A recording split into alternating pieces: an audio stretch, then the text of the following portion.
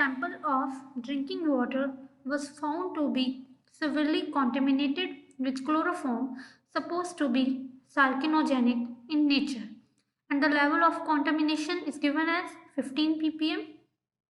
And in first part we are supposed to express this in mass percentage. So if we write ppm, then we can write here the weight of solute divided by the weight of solution into 100, or we can let the mass or weight of the solution be 100, right? So the weight of solute is, we want to calculate, let it be x, and we have taken weight of solution to be 100. Sorry, here we will write 10 raised to the power 6 because we are representing it in ppm. So the mass of solute would come as 1.5 into 10 raised to the power minus 3 gram. Now if we want to convert in mass percentage, then it can be represented mass of solute divided by mass of solution into 100.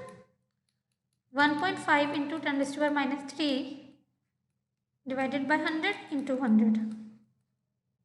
So our answer for the first part is 1.5 into 10 raised to the power minus 3 gram. Now we want to calculate molality of chloroform in the second part. So let's start it. Now the molality can be expressed as number of moles of solute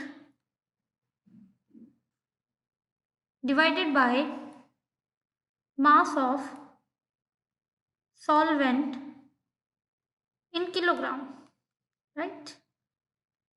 Now the number of moles of solute can also be expressed as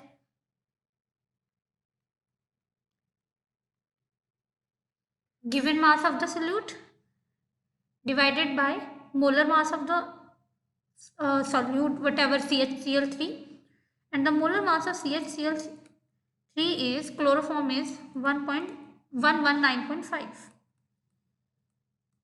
Okay, and divided by mass of solvent in kilogram. So we had taken the mass of solution as 100, and the solvent is basically, the solute is 1.5 into 10 raised to the power minus 3 gram as we calculated earlier, and it will be approximately equal to 100. So we will put it as 100, and to convert it into kilogram we will divide it by 100. That would come as multiplication factor.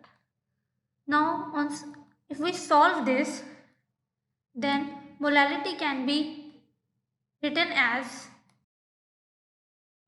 1.255 into 10 raised to the power minus 4 molar.